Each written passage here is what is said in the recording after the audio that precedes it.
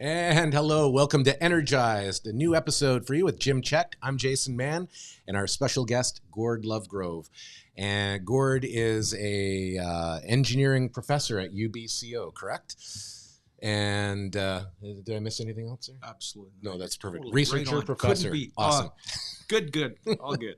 And today we're going to talk a little bit about EVs in particular, the dynamic conversation that's taking place between EVs and hybrids. Which EV is better? versus hybrid. That's what we're going to do. We're going to, Gord drives a hybrid, a Prius, right? That is 2014. 2014, Solar you've had panels that long? on the roof. Solar panels on the roof. Did you order a new one? Was that you saying you ordered No, a new one? I bought it 2 years old. Oh, okay. Yeah. And Jason drives a Kona, Hyundai Kona. battery electric, and I drive a Tesla Model 3. So with that said, there's a lot of people, out there. Hybrids have been around for a while now. Hybrids have, and they've done, the Prius is one of the, one of the Gold standard. Yeah, I think it's the benchmark vehicle, I think, for hybrids for sure. And Toyota makes a great vehicle altogether, right? And Toyota, I think it's the largest auto manufacturer in the world as well. So they got a lot going for them. Quality vehicles as well. You can use Toyota Tacoma because almost sells for what a new one sells for, right? Yeah. They hold their value. So Toyota's got a lot of real big pluses. So what is, when you come to make that decision versus, and how long have you been driving your hybrid now? I've owned two, so I've driven a hybrid actually since they were introduced to Canada in 2001 when I was at UBC Vancouver, and we were allowed to have one for a year to drive it around 2001. And then 2005 was the first one in Kelowna. So then I sold that and bought a used one in 2016. So I've been driving. You've been driving for quite a while. So over 20 years. You're a guy that knows everything there needs to know about a Prius anyway. Well, right? don't know everything, but I'm going to say that I'm a satisfied customer. Yeah. So what do you think? You've been driving for that long. Yeah. Any issues that you think should be better in the plug-in hybrid? It's not a plug-in hybrid. It's actually it's funny because I have a plug-in hybrid on order. Okay. And I've told them don't deliver it to me for a year because we're actually really happy with what we have. And but I have friends that have, since I've bought a hybrid that's not a plug-in, bought a plug-in Prius. And the big deal early on for me was the low battery range, which is now long ago been overcome. So now you're getting probably 60, 80 kilometers easy on a charge with a plug-in hybrid. That's the new one. Yeah, I looked at that this morning. Yeah, exactly. So they get about 45 miles or about 70K, right? So the battery-only mode range early on was the Achilles heel for a hybrid. But that's why they're hybrid. Right. Apart from that, weight's never been an issue. The batteries don't wear out. I had over 70 miles per gallon or whatever that is, 4.1 per 100. So how does yours charge? Is it all regen and solar? Oh, it's totally regenerative braking. In fact, I love my battery brakes. That is a plus. I don't know what I think Tesla. You take your foot off the gas pedal and just one stops. pedal driving, basically. Exactly. Right? So golf cart driving. Yeah. So it from pretty well day one. They were 20 years in Japan before they even brought them to Canada in 2000. The tech's been around for a while. Exactly. It's so they're proven, they're popular, sure. Consumer Reports, all that. Yeah, so that is one of the pluses of Kelowna Cabs is another big user of it. And even in the city, the bigger cities, the hybrids tend to be really good because of all that regen braking, right? When you're regen and stuff like that, and the vehicle's not idling as well, right? It shuts off when you're driving around the city. That there's no idling really. The vehicles. There were some. So the hybrid technology in a Prius is Generation 2. Their Generation 1 was used early on by Honda, and their vehicles only went on EV mode while they were stopped. You had to stop, and then the vehicle, the engine, the ICE, internal combustion engine, would turn off. With a Prius, it'll actually run on EV only mode at lower speeds, or if you're not accelerating, or if you're on cruise control even at high speed.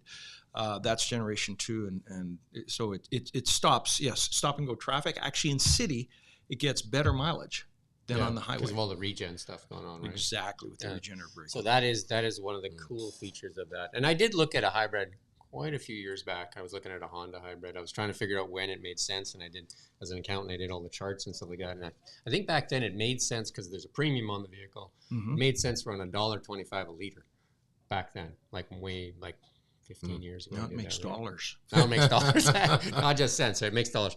And it saves on the brakes too, because with the regenerative braking, yes. if you live on Dilworth or Kettle Valley, you're going to spend 3-4 times as much on brakes. So those are all the pluses for the EV for sure. I mean the hybrid. The negatives are you still have a gas engine. You're still emitting carbon, but you have two systems now. You have a battery system plus an ICE system, right? So you have two things to maintain, right? So maintenance costs don't really go down. I think they're lesser because the motor's actually fairly small. And some of the other complaints I've heard from some people is it tends to be underpowered. Like, when you're trying to go up a big hill or something like that, because the motor, they say sometimes is undersized because they have to have room for the battery. I'm not towing a trailer with that. No, yeah. So but I do call my truck. I mean, I have brought a ton of tiles from IKEA in Coquitlam up to Coquihalla in my Prius. My Prius truck is what I call it. Literally big space in the back for sure. Oh, right? yeah. But you're right. My first Prius, the 2005, it had problem coming through the Great Bear Tunnel, maintaining 110, right? Yeah. Battery ran out about 90% of the way up the hill. Yeah. With the current one I have, 2014, that's not even an issue. Maintaining speed, cruise control, right up and over. Yeah. So autopilot on there too? Do you have? Yep. Adaptive cruise control. But it's not fully autonomous. It's not a Tesla by any stretch. Just keeps you in between the lines, basically. It actually, the 2016 did start having lane departure. 2014 doesn't. But what it does, and we were talking about this earlier, is on a curve, it's got that radar, right? That they all have and have had for decades about, there's a curve, don't drive off the road. So they do have the lower emissions, and they tend to be, the other thing is they are a bit cheaper. I did do a little cost comparison on the, to buy a base Model 3 Tesla. Yep. A base Model 3 in British Columbia is $53,990 right now on the website, plus the 1880, the PDI and stuff like that. Canadian, yeah. Oh. Plus the PDI. So you're looking at about $55,000, right? And then less $5K from the government, and then less another $4K from the province if you qualify on your income, right? So the Prius, I looked at a brand new Prius, and $41K, less $5K. They do have the $5,000 grant as well. They qualify for that because it's a Z EV vehicles, right? So, and then they qualify for $2,000 from the provincial government on that. So you're looking at about $34K. I'm not sure if it included PDI. It's really hard to get good information there. So the Tesla works out to about 46, and then the Toyota in the 34, 35 range. So about $10,000 difference on the Is that the plug-in Prius? That's the plug-in Prius. Yes. Yeah. Okay. So I have an authority from a friend of mine who owns the plug-in Prius that he's getting fantastic range. Yeah. Like he said 2,500 kilometers on a tank of gas. Wow. Yeah, just because he's regenerative, right? Yeah. And it's plug-in each night. So he's really given the 60 to 80 kilometer range, not getting into his engine because he's just using it to drive around town for his business. Yeah, so that's the range on the battery. Really hard to find because they're really just plugging the liters per 100K as opposed. So I think being more upfront would help people make that decision easier because on the Tesla right away you see the range of the vehicle. But if you're just driving that vehicle around town, 73K, that's more than enough for your daily commuting, right? And I think you could probably top that thing up every day with your 110 volt too, probably.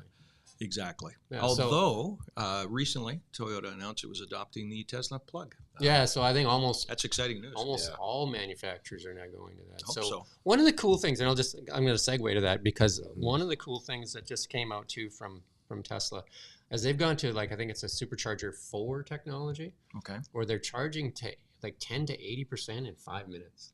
Yes. So what they're saying is because there's a lot of misinformation out there too that there's not enough nickel, there's not enough all these battery minerals. They're saying instead of loading cars up with bigger batteries and more minerals, just increase the charging network, right? Just let's work on the charging network so we're not putting massive batteries in vehicles like the Hummer. Have you seen the Hummer? It's coming in electricity now. It's a bit of a glutton no matter which way you look at it. Exactly. It's like a tank, but the Cybertruck did destroy it in a couple of races. But it's massive. But it kind of makes sense if we can charge faster, just like a gas station. If you're charging up to 80% in 5 minutes, then it's no different than a fill-up. Right. And then we can do a lot less putting minerals into a car, right? So one of the big pluses for sure on the full electric vehicles is maintenance for sure, because there's no gasoline, there's no oil changes. Absolutely. There's basically you're talking windshield wipers, tires, and washer fluid, right? Well, it goes from pretty well 400 parts in an internal combustion engine down to 80.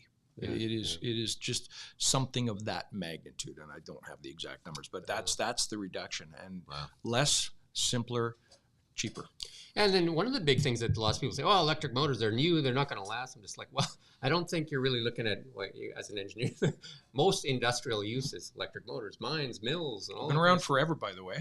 So hello, it's not new. Yeah, so like electric motors are typically powering some of the biggest machinery in sawmills and in mines and stuff like that, running big ball mills. They use electric motors, not gas motors, because they're way more efficient, right? There's no heat energy loss and all that kind of stuff, right? Because when you're running an ICE motor, obviously you have a cooling system to remove some of the heat out of the engine, right? Otherwise it'll heat up and destroy itself.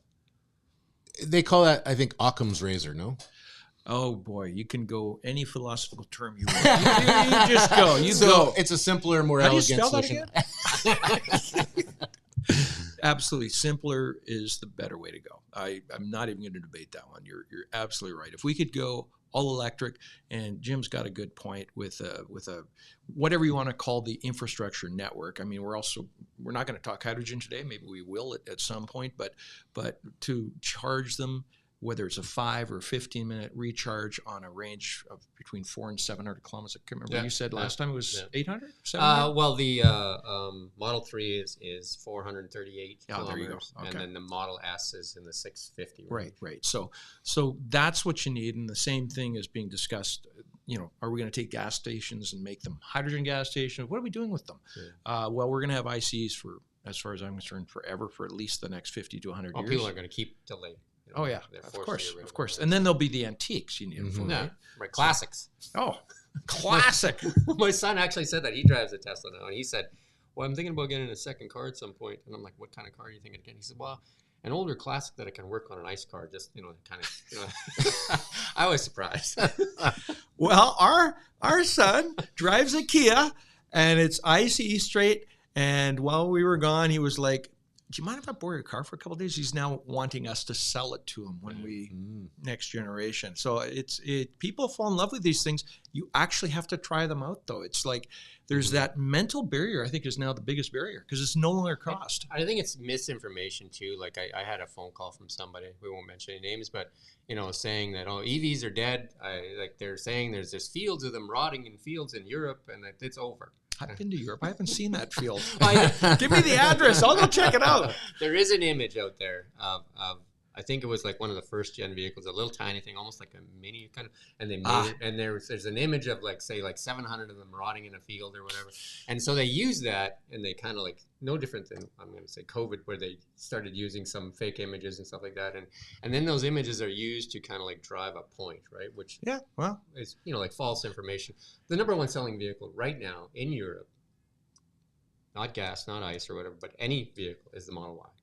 And it's the Tesla Model Y. And I can attest to that. And that's the place of BMW, the home of Mercedes, and Volvo, and Volkswagen, right? So it just came in there and just and put up its hand and said, "I'll take that spot." Right? They are, and it's not like I own one, so I see them because I own one. It's everywhere I was this last summer, Germany, the Netherlands.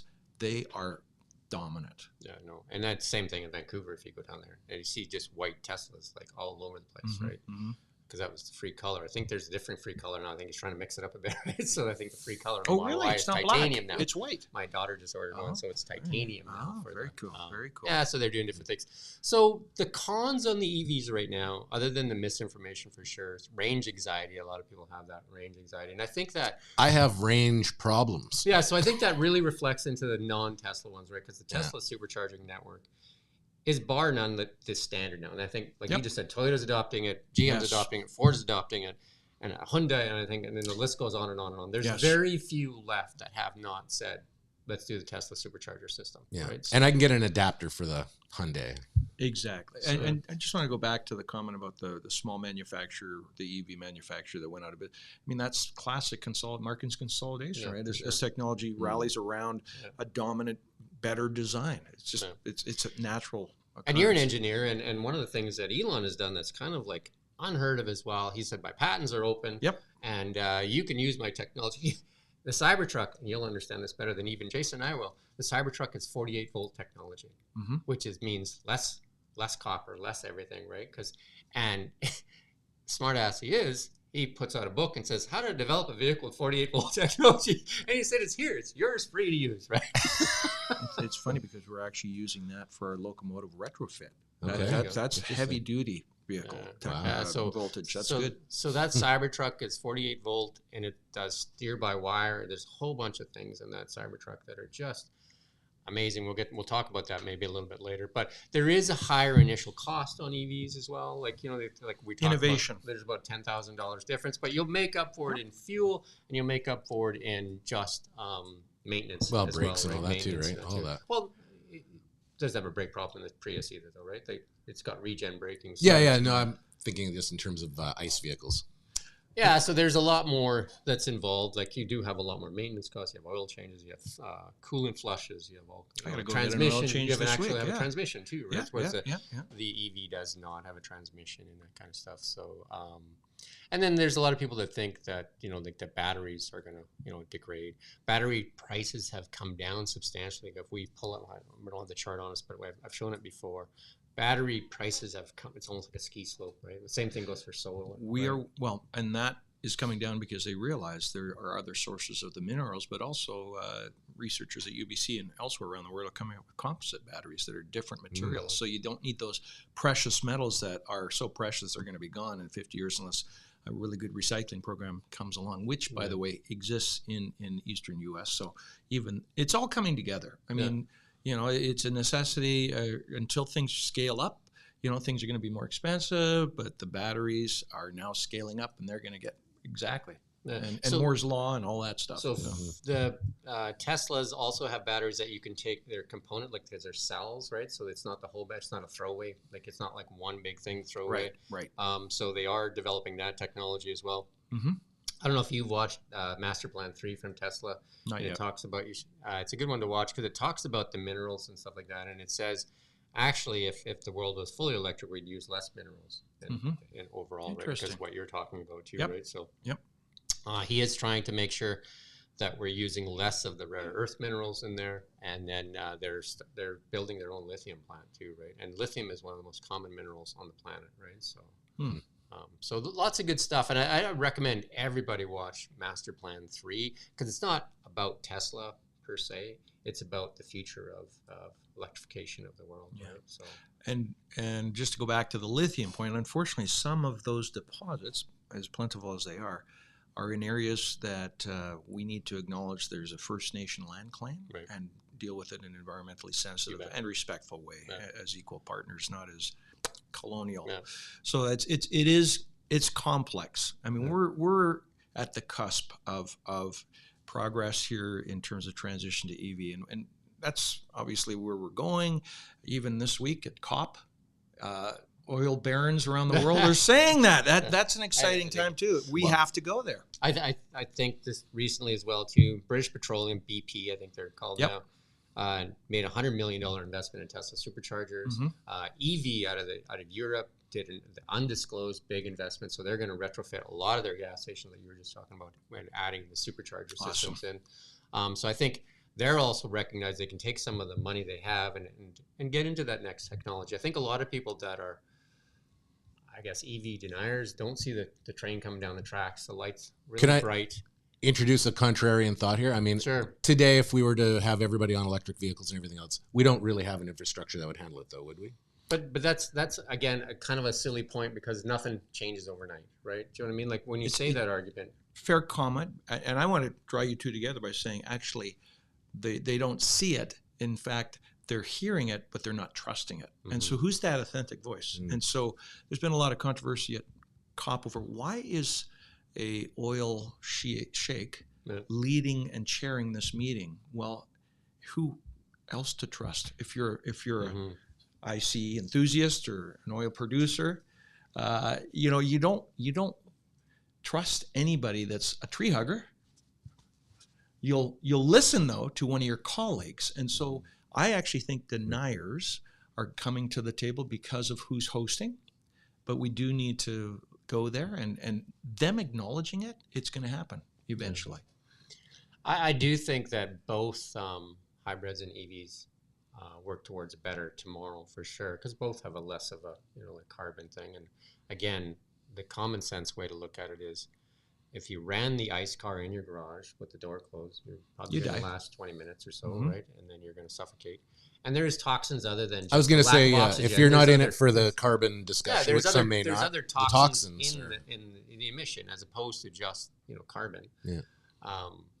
Whereas you could run that EV, like you could drive them around inside of buildings all day and they won't do anything to you, right? So that in itself, when you talk cities like Los Angeles and Paris, where there's banning diesel, like that kind of stuff, right? And I was a big diesel guy, right? But I do think there's a place for diesel still too, and the big stuff, trucks, trains, and tractors. Heavy duty, we still but they're need to do it. Hey, listen, I got news. You may not have heard this. Yesterday, Vancouver launched the first. We did. We announced it yesterday. Oh man, that's where I heard it from. Thanks, guys. Yeah, anonymous sources. Yeah. Austria, right? The truck's built in Austria. Fire truck. Looks kind of cool, right? Yeah. We look around, we learn once in a while. There you go. And that's what we're trying to do, is we're trying to find that information out there. And I think sometimes we separate the politics from it, whether that's, like this big fight on climate change, and then it becomes really political and polarizing, and just look at the technology for what it is. I think we'd probably be all better off, right? As opposed to making it a liberal or Democratic or Republican or like a talking freedom. Point, right? No, people have choices, and once it becomes as convenient and cheaper they'll make a choice. Yeah. But while they have invested right now in something that's still good, new, serving their purposes, they're not going to change. Yeah. But they will consider it as those trusted voices come into their life, because they'll see it, but you can also put up that barrier. We're at that tipping point now, aren't we, though? I think so. I think, and in fact, norms, if you believe in social marketing and whatever else our researchers talk about, there is that critical mass at about 25% buy-in. Yeah. And as 25% of the population, whatever we're talking about, buys in, you start seeing that tipping point. I think that's we've seen that adoption curves, right? They're hockey stick moments, really, when you see the iPhone, you know what I mean? Like the iPhone, basically, like some people still have a flip phone. They still hung onto the flip phone because they're just like, this flip phone does everything I need. But, it's like asymptotic. It's a hockey stick, but it doesn't quite get to 100%. That's for sure. And but we've seen that with tons of technologies, right? That when we see change, the internet is another one of those, right? Yep. There's still people out there that won't use the internet, right? Right. And we'll see that same thing for EVs and stuff like that. I know that some cities, like large cities in the world, are talking about banning gas-powered vehicles in their cities. At some point. They have some timelines. I think the UK backed off of some of those timelines. I think Paris has something, and different things like that. So I would think living in Vancouver, owning a vehicle would be almost like the worst idea. Like in terms of, if you have good transit, like in Paris, I can remember going on holidays in Paris, and I rented a car in Frankfurt, drove it to Paris, and checked into the hotel. And I said, "Where do I park my car?" And he says, "You bring a car to Paris? You crazy?" There's just not a lot of places to drive or park when you're there. It was more to park the car than it was for my hotel room by the hour. Paris has the largest car share network. Yeah. So that's another good thing to do. So that's the other way is you don't all have, when it's parked 95% of the time, why not share it? So car sharing is an option. You're playing right in Tesla's plan there. Pardon me? Tesla's plan is the car drives you to work, and then the car goes to work. Perfect. And it goes to work, and it becomes a cab. Absolutely. And it picks you up at the end of the day. Exactly. And it drops you off at home, and then goes back to work. Love it. Love it. Love it. And car baron. And then it becomes, I think, again, if you watch Master Plan 3, his goal is to make everybody their own energy provider, so there's excess energy everywhere, right? So like we can talk about solar a little bit too, right? So before we get to solar though, there's benefits to hybrids, there's benefits to EVs. I think the goal that we all see is that it's going to be an EV world at some point. Zero emission even hybrids will eventually be gone as a technology. I absolutely fully agree with that. But I think everything is kind of like, like stepping in the right direction. And I think like the Prius is definitely our proven technology, and you're proof right here that you've been driving it for a long time and you like it. And I know that Jason's here driving a Hyundai, and I think his biggest frustration is the charging network. He doesn't have access to it. As soon as the supercharging network is opened up for Tesla, I think that'll take that problem away. I've been driving a Tesla almost a year now, and I can't see driving anything else. Like one of the things on the Tesla, we'll just touch a little bit. Unbelievable acceleration, unbelievable handling, just in so many ways. And the technology in the cars is just crazy good. Like the software, I think Tesla's strength is its software, right? Like I think, and then he's opened that up, and I believe there'll be a deal with other auto manufacturers very soon where they're probably going to put, I think Ford might make the first deal. That's my guess, is because him and Farley seem to get along. I think that you're going to have a Ford-looking Bronco, and it's going to have Tesla tech underneath it, right? Like it's going to have Tesla tech in it, and I think the goal of Tesla is become a software / a hardware provider as opposed to a car manufacturer. Wow. I think that's their thing. Because service and flow, circular economy. I think his thing is that he's real. Like, I mean, he's got a vision to electrify the world to save humanity. I think that drives him more than profits. I think a lot of people see negativity with. He's an eccentric kind of guy for sure, right? Really? He's got a pretty wacky sense of humor. He thinks he's really funny. But hey, he's probably done more for humanity than most people have with SpaceX, Neuralink, Boring Company, Tesla. I mean, go on and on and on, right? And he's also working on boxable small homes too, right? Like he's invested in that, and solar City and all kinds of different things, right? And what's that other one? Oh, right, Starlink. So a few things. Pretty busy guy, right? Maybe a little out there. He can follow his passions. No, that's right. And he has successfully done that. And he's got some strong opinions too that sometimes recently got him into some pretty hot water. He steps into some stuff every now and then, right? Oh yeah. And welcome to the human race. I think maybe sometimes it's planned, right? Do you know what I mean? Because he doesn't do any advertising, but he gets tons of advertising, right? When they hate on him, it's got Tesla in the news, right? So that's Cybertruck. Before we go to there we go. Ooh, there's the Cybertruck. And again, you're old enough like me. You remember PBS, the old sci-fi movies? It looks kind of like a really bad PBS sci-fi movie, low budget.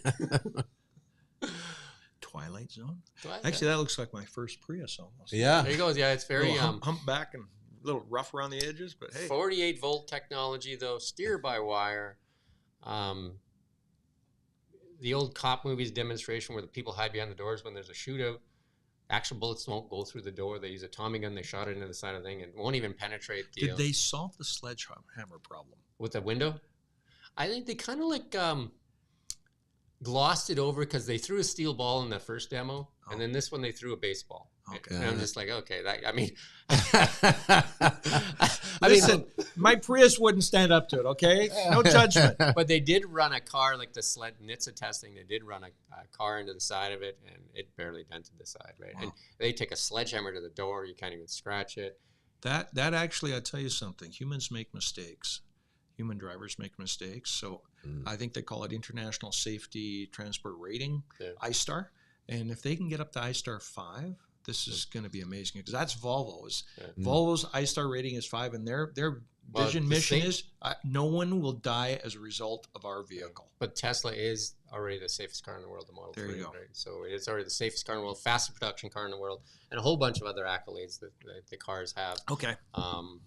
But the crumple zone, again, in the Teslas is because there's no motor in the front. The aluminum good energy gigacasting that they use there, they got a great crumple zone, absorbs impact.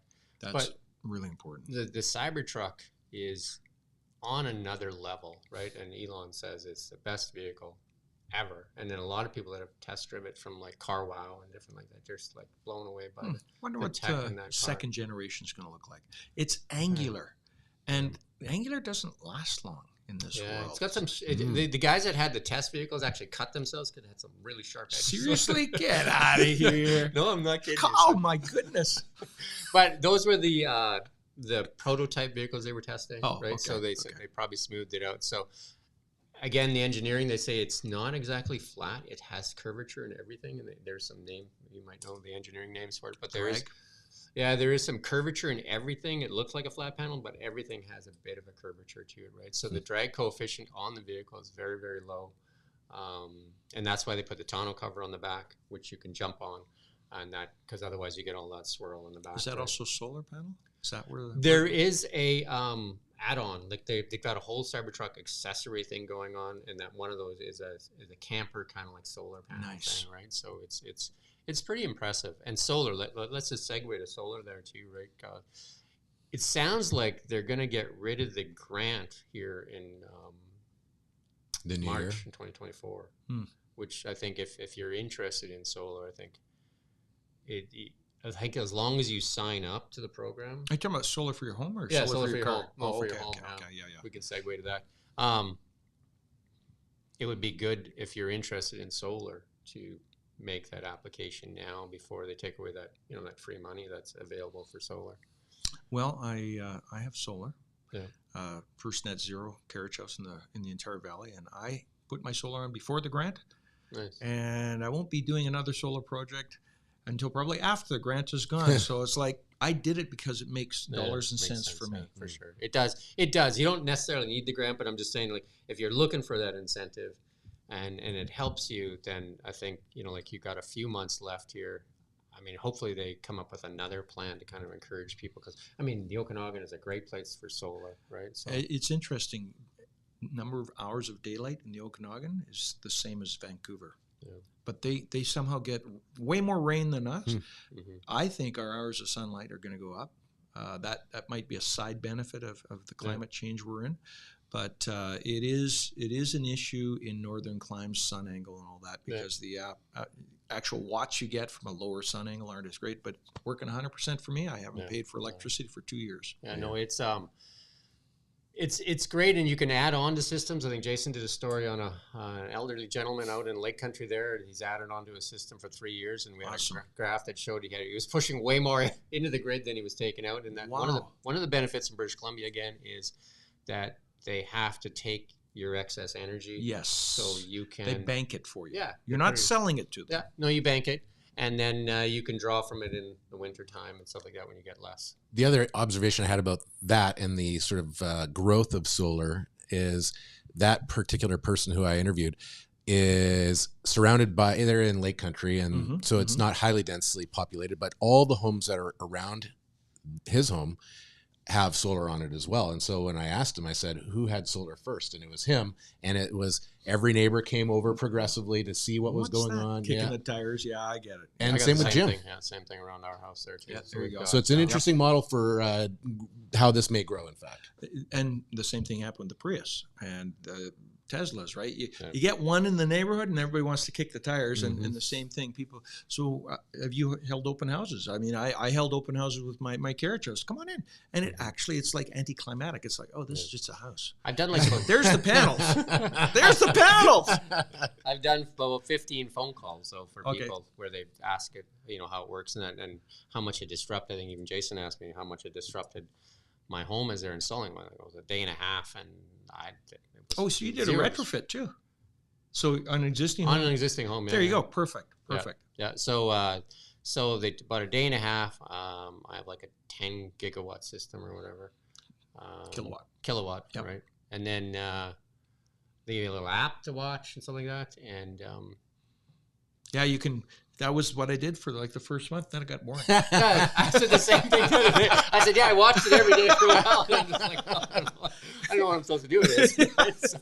And then I did the Tesla charger at the same time. I do have the Tesla charger they installed it with the solar system. And so I can charge a Model S or Model 3 overnight easily, full charge. I think Jason's is still using a 110 volt or 120, right? Or 110, whatever. And then so that takes you. He said if you had full charge, you said a week. Pretty well, about 5, 6, 7 days. It's about 80 kilometers a night, I guess, is roughly what it would charge up. So if you're city driving, it's no problem. If you're just topping, it's a second up vehicle for us. So, but one of the things that just to kind of take some of that mystery out of it, it's basically a dryer plug-in, right? And some people, Tesla has a system where you can piggyback off your dryer, right? That's exactly what it is, a 220 volt, and it is dryer, and I wired it. I've got it ready for whatever I get, and it is just, you got to make sure your panel has that capacity. So older homes, that's one of those checks you guys have to do. Right, we had a panel, and it was actually there was no upgrade needed. It was well within what we had approved for service. Mine too. And then Tesla does have this, I think it's a level down where you can actually plug into your dryer thing, and it has a splitter on it, so it won't let your dryer run and the charger at the same time, but it splits off instead of having to put in a new dryer plug. But I think there's some, again, I don't know, misinformation or whatever, but people taking advantage of it. So they're making it seem like it's a lot more mysterious to get a charging system. Like even we bought into some of the new developments here in town. They're just like, oh, to put an EV charger in is $10,000. I'm like, how? A dryer plug, $10,000? Because if you said, can you put a dryer plug in, they wouldn't charge you $10,000. So I think that's taking advantage of people, right? Because you know what I mean? Because it's like, oh, well, you want an EV charging system? That seems ridiculous. So if you're in an apartment building and you're trying to get the garage retrofitted, there may be something to that comment. For sure. But if you're in a single family home, actually, I love the solution I just heard, where it's smart enough to know if your dryer is on. And it actually just shares the circuit when it's not on, because you have said it's 15 minutes to 80%. So there you go. You know, or an overnight when the dryer's off. So that's the and you only use the dryer. Lots of people, like once a week you're washing clothes, right? You're not washing clothes every day, right? So you already have a dryer vent in your home. We have lots of kids, so we're washing clothes every day. But that's okay, because you generally don't use it while you're sleeping. No, sure. And that's 100%. When your car is available for charging. So hey, smart system. So there is some things, and I think it behooves a lot of people just to do a little bit of research, and hopefully this show will help people find some information. So if you have questions on what we're talking about or anything, I'm sure Gord will answer questions. I will. Jason will. And I think our main goal here is to help people understand the technology better and the advantages that it offers people. And plus, I want to point something out. You talk about grants, because often in people's mind it's like, I can't afford that. Right. But just to flip it around, they also don't really know who to ask, and thank you for putting us out there. So one of the things, for example, I know the city's working on is a concierge idea of a panel of experts or a one-stop shop. Okay, what do I need, and how do I pay for it, and what are the grants available? And then who do I get to do it? That would be amazing, because that's the biggest, I think, the hurdle right now, the misinformation and how to do it. Because the solar one is really hard to do, right? If you go trying to figure out that greener homes program and try to figure out which website to use and how to fill out the grants, you got to do an energy audit. You got to do an energy audit prior and a post one. And then just but nobody really seems to have 100% of the information. Everybody has got piece, right? So you can make mistakes along the way that will cost you the grant and or the zero interest loan. So UBCO and the city have been working together for, I'm going to say 6 to 12 months to get this up and running. And the other thing is data analytics. Like, learn as we go and get smarter and more efficient and quicker at doing it. Less barriers. So, one grant may drop, other grants may rise. There's provincial, there's federal, even the city is looking at supportive and incentives. So it's out there, it's coming together, and stay tuned, it's going to be there. Yeah, and I think the surveys out there saying people considering a new vehicle, the battery electric is really high up there. Or the hybrid. They're really high up there in those decision-making things. I think most people are considering either a plug-in hybrid or battery electric. And we can talk about hydrogen at some point, too. I know almost nothing about hydrogen other than I invested in Ballard once. Poster child. And I invested in Ballard once. Toyota or Honda. Honda has been talking a lot about... the Japanese auto manufacturers are big on hydrogen. Hyundai Nexo is the one I'm aware, and that's an SUV. That's not just a little sedan. Toyota Mirai is the current model. EZ. That's all electric. That's all electric. Oh, right. So, yeah, they have the Mirai or something? Right. Yeah, Toyota Mirai. So that I would have already, but where do I fill it up with hydrogen? Well, that's what's There's missing. One station in Kelowna. Yeah. So we talked right off the bat about EV.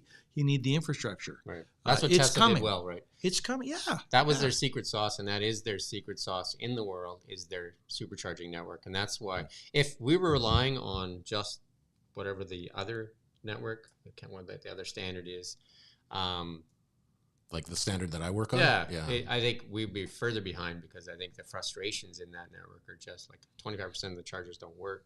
And just like when I drive up to a Tesla supercharger, I don't put a credit card or anything. I get out, I take the thing out, push the little button on, it pops my thing open, I plug it in, and I get back in the car. I go in the mall or whatever I want to do. It knows your car. It knows you. Everything, right? So it just automatically comes off your credit card. It comes off your Tesla account, and then you can go whatever, and it'll send you notifications when it's fully charged or not charged. And it'll also penalize you if you go into the mall and just leave your car there. It'll say, like you're going to start paying $1 a minute. Wow. For leaving your car there where somebody else. There's some incentive. That's free market. I like it. They're just like, hey, if you want to park here, great. You got choices. You got choices. Yeah, right. It's $1 a minute, right, to park there. But the charging is pretty economical. Like, it's really cheap when you get charged, and it's quite fast too. Like, I know there's the one in Golden that I've used a few times, and big signs there say Tesla charging only. So how fast? They're big diesel trucks, right? Yeah. How fast? How fast? Yeah. Again, batteries charge really fast from like the 10 to 80, and then the top up is harder. And maybe Gord can explain that if he wants. Yeah, no, I'm not the battery guy in my research team, but it's very much a level of effort for level of filling. 80 state of charge between, it's actually probably closer to 20-30% to 80% easy, but that last 20%, do it overnight. I mean, you're shopping during the day, so do you really need to even plug in anywhere but your home if you're staying in a city? 95% of the time I'm plugging at home. But Tesla also, their software is really smart, and it'll actually plan your trip for you and tell you how long. It doesn't want you to fully charge like at any station. Yeah. Perfect. So it'll tell you you're charging here, and then you're charging here. So 2 15-minute charges will be a lot better than one 1-hour charge. You know what I mean? You'll get way more energy, a lot faster. And the network is huge, right? Like, I mean, absolutely. I think some of Northern Canada may not be as good yet, but like if you're going into the States or something like that, or, like a Europe and that, I think the network is crazy. And Tesla, if I'm not mistaken, also tells you time of day best rate to charge. Yeah, in California where they do change the rates, I don't think that applies here so much, but they'll tell you which, and also not to park next to the other. They tell you which ones to pick, because usually the Tesla chargers are like in pairs. Oh. So if the one guy is in this one, don't park next to him, because it'll just suck, and it just like cable. You're sucking some of the juice. Wow. So you do see your charge rate and stuff like that too, and how fast it charges. Some of the ones in the States now, some of the new ones are going in are all solar driven too. So the shade, the roof is all solar panels, so they're using the energy from that just makes sense. Cars. They have entire parking lots all over the U.S., and I don't know why they don't have them here. Car Central, same thing. The new Parkinson Rec Center, where they'll put solar panels on it, just makes sense. It covers the cars, gives convenience to the pedestrians as they get out of the vehicles, and plus you're utilizing energy, right? So, I mean, again, if you watch Master Plan 3, he'll talk about the biggest energy source we have is just right there up in the sky. Yep. Right. So. And don't forget about wind, because the sun doesn't shine at night. Last time I checked, and the entire fleet of Dutch rail trains are wind turbine. We've got something to show you. Can we show Gord that thing we showed in the news this morning? That big nuclear-powered ship. Nuclear-powered ship, is that the one that goes underwater? No, it's a flying with airplane. Missiles? Oh, it looks a little like the Hindenburg, but don't let that scare you. The airship. Wouldn't mind. We'll talk about that hydrogen. Hey, this thing, come on. Get out. This is a rendering with graphic arts. Yeah, no, for sure. But they say they're going to make it. It's nuclear-powered. And what's the speed? I have no idea. Where's the reactor? How heavy is that? It looks concrete? Like the Battlestar. Or it's all Star Trek. It's all electric engines. But you said nuclear. Yeah, it's running on nuclear power. So it's miniature nuclear. Yeah, small modular reactors probably, and it can stay in the air forever. It's the dilithium crystals. Give me all you got, Scotty. But as Jason, Captain Sutter. As Jason and I talked earlier, when the Hindenburg came down, it probably caused some damage to the immediate area. When a nuclear ship comes down, it might cause more damage. One city. You know, the funny thing about that is, look, did you notice the area of surface opportunity for charging solar? Yeah. Like nuclear in the air? Yeah, right above the clouds. Wow. You could be. I just think there's so much good stuff out there, and I think that's the point. The purpose of this show is to try to share that information. We're trying to do once a week, so we'd love to have you back a lot. And anybody else? I would be there's that UBCO honored. partnership too. I would be honored, and if you have a topic, I'll find you the expert. There you go. Awesome. That'd be great. I'm happy to. And I think that's enough for today. So, okay. Thank you again, Gord, for coming in. My pleasure. We'll be looking to create another episode in about a week's time. Yeah. Until then, stay charged up, energized. All right. Let's do it.